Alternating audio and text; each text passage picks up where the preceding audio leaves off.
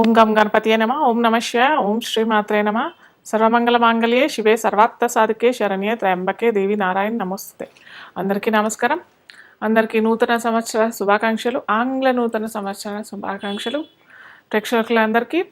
అయితే మనకి ఇంతకుముందర లాస్ట్ టైంలో నేను ఒక్కొక్క రాశి వాళ్ళకి 2025 ఏ ఏ రాశి వారికి ఎలాంటి ఫలితాలు వస్తాయి, అవి మన తెలుగు పంచాంగంతో సంబంధం లేకుండా కేవలం ఆంగ్ల సంవత్సరం దాని ప్రకారం మనము ఏ రాశులకి ఏ మార్పులు జరుగుతాయి, ఎలా ఉంటుంది, ఇవన్నీ నేను ఇన్డెప్త్గా చెప్పాను లాస్ట్ వీడియోలో. సో ఈ రోజు ఏంటంటే మనము త్వరలోనే మనకి ఏ రాశులు ఎఫెక్ట్ ఎలా వస్తున్నాయి, ఏవి ఎలా ఇలాంటి మార్పులు వస్తున్నాయి అని చూసినట్టయితే మనకి ముఖ్యంగా మార్చ్లో షష్టగ్రహ కూటమి అనేది జరుగుతోంది. క్రితం మనకు 2019 సంవత్సరంలో కూడా షష్టగ్రహ కూటమి ద్వారా మీకు అందరికీ తెలిసిందే, మనకందరికీ ఎంతోమంది జ్యోతిష్ శాస్త్ర నిపుణులు మరియు శాస్త్రవేత్తలు ఎన్నో రకాలుగా చెప్పారు. ఖచ్చితంగా ఏదో సంఘటన జరుగుతుంది, అది మానవాతీతంగానికి పెద్ద ఆటంకాలు తెస్తుంది అని చెప్పేసి ఖచ్చితంగా చెప్పాము కూడా. కాకపోతే అది పర్టికులర్గా ఈ వ్యాధి వస్తుంది అని చెప్పేసి చిన్నగా ఒక సూచిక మాటుకే మాకు ఎవరికైనా అంతే, జ్యోతిష నిపుణులు 90 నుంచి 95% కరెక్ట్గా చెప్పగలుగుతాం. 5% అటు ఇటు అన్నట్టుగానే ఉంటుంది, ఖచ్చితంగా అయితే రాదు. కాకపోతే అక్కడ కూడా ఇది ఏంటంటే దేశగోచారం ప్రకారంగా చూసిన సంఘటన అనమాట. కాబట్టి మనకి ఎలాంటి ఫలితాలు వస్తాయని చెప్పేసి ఈ షష్టగ్రహ కూటమి వల్ల మనము అప్పుడు చెప్పగలిగాం.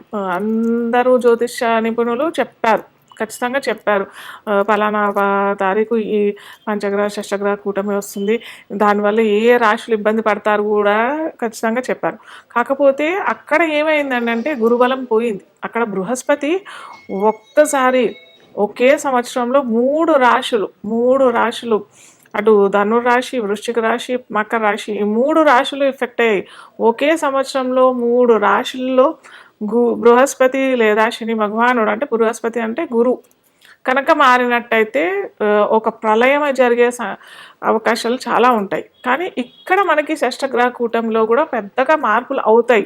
అంటే దేశగోచారము మనము ముఖ్యంగా మనం చెప్పేది ఈ షష్టగ్రహ కూటమి, దేశగ్రహ గోచారము ప్లస్ రాజకీయవేత్తలకి రాజకీయాలు ఎలా అవుతాయి, వాటి వల్ల ఎలాంటి ఫలితాలు వస్తాయి అనేసి మనము ఈ తూచాతాయిగా మనం చెప్పగలుగుతాం.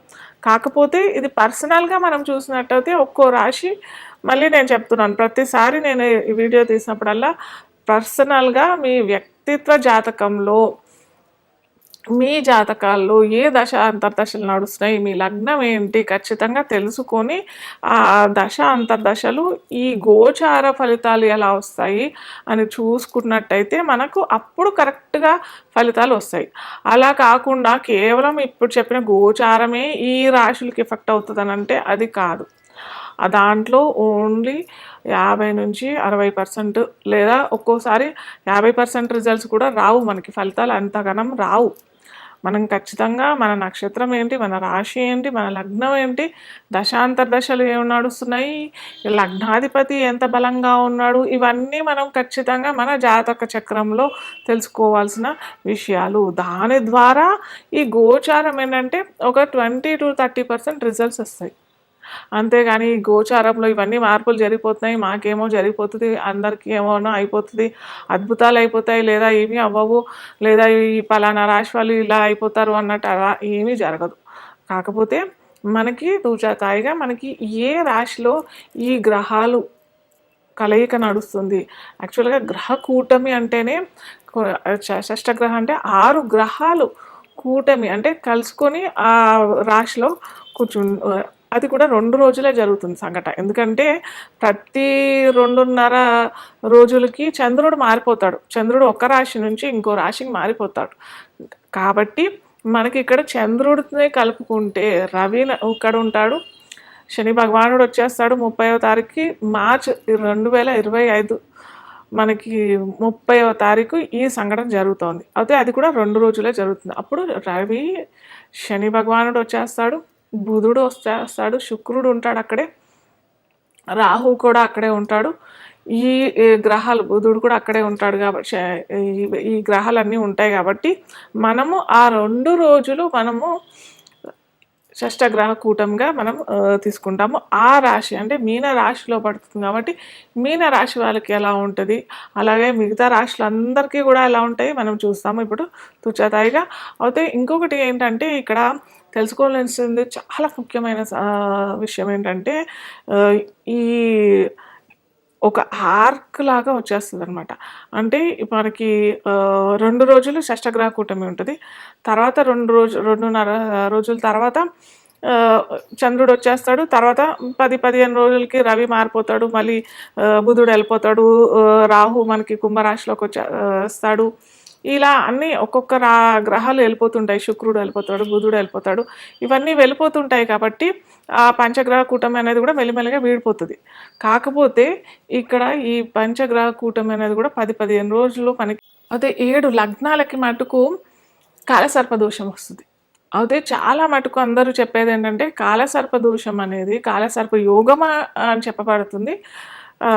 మన పూర్వీకులు చెప్పిన విధానం అయితే ఈ కాలసర్ప యోగము దేశ గోచారంకే వర్తిస్తుంది, కానీ పర్సనల్గా వ్యక్తిత్వ జాతకానికి ఎటువంటి ఇబ్బంది ఉండదు అనేసి చెప్తారు. కానీ కొన్ని లగ్నాలకి మటుకు ఒక్కొక్క 12 రకాల ఇవి కాలసర్ప దోషాలు ఉంటాయి. సో ఒక్కొక్క కాలసర్ప దోషం ఒక్కో విధమైన ఫలితాలు కూడా ఇస్తుంది. ఇన్డెప్త్గా ఎప్పుడన్నా వీలుంటే నేను చెప్తాను ఒక్కొక్క కాలసర్ప దోషం ఏ విధమైన ఫలితాలు ఇస్తుంది అని చెప్పేసి మరిన్ని వీడియోస్లోను. అయితే అలా ఈ 7 లగ్నాలకి మటుకు ఖచ్చితంగా ఈ కాలసర్ప దోషం అయితే వర్తిస్తుంది. మీరు ఎవరన్నా పిల్లలు పుట్టేవాళ్ళు వాళ్ళు ఏమన్నా ఉంటే ఏమంటారు, చాలామంది నన్ను అయితే అడుగుతుంటారు టైమింగ్స్ ఇవ్వమని చెప్పేసి. దయచేసి ఈ కాల సర్పదోషంలో కాకుండా వేరే లగ్నాల్లో చూసుకోండి మీ పిల్లలు పుట్టుక. ఇదొక్కటి మన చేతిలో కొద్దిగా ఉంటుంది. జనన సమయము, మరణ సమయము ఈ 2 మన చేతుల్లో ఉండవు చెప్పాలంటే. కాకపోతే మన మానవ ప్రయత్నం ఏదైనా చేయాలి అని అంటే మటుకు ఇది మన చేతిలో ఉంటుంది. కాస్త చూసి చేసుకోండి.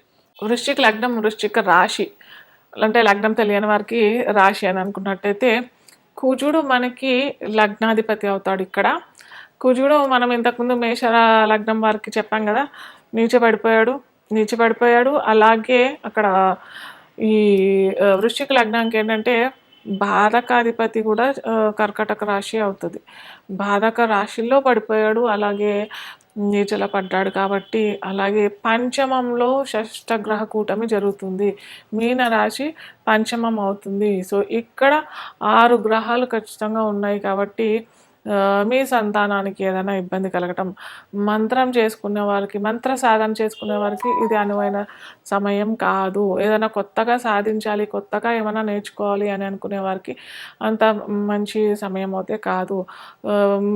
ఇప్పుడున్న ఏమంటారు సొసైటీలో మటుకు చాలా మటుకు ఐటీ, కంప్యూటర్ రంగం ఇదే ఉంటున్నాయి కదా.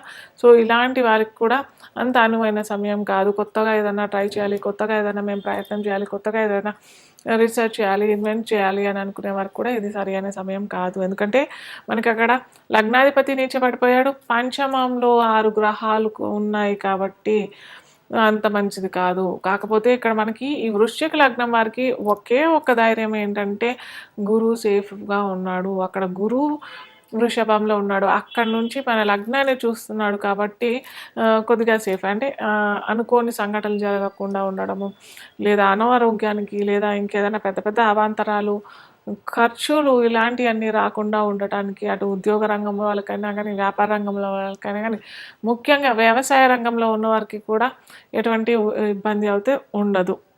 కాకపోతే మనం చేసుకోవాల్సిన ప్రయత్నం మనం కూడా చేసుకోవాలి కదా. సుబ్రహ్మణ్య స్వామి ఆరాధన ఖచ్చితంగా మంగళవారాలు చేసుకోవడం చాలా మంచిది. అలాగే ఎరుపు వస్తువులు దానం చేయండి, ఎరుపు వస్త్రాలు ధరించడానికి ప్రయత్నం చేయండి. ఎరుపు కలువలతో అయినా, ఎరుపు మందార పూలతో అయినా, లేదా గులాబీ పూలతోనైనా కానీ, ఎరుపు కూడా వస్తాయి కదా మంచి రెడ్ కలర్లో, ఇలాంటి వాటితో కూడా సుబ్రహ్మణ్య స్వామి ఆరాధన, అటు శివపార్వతులు ఆరాధన చేస్తే కూడా చాలా చక్కటి ఫలితాలొస్తాయి.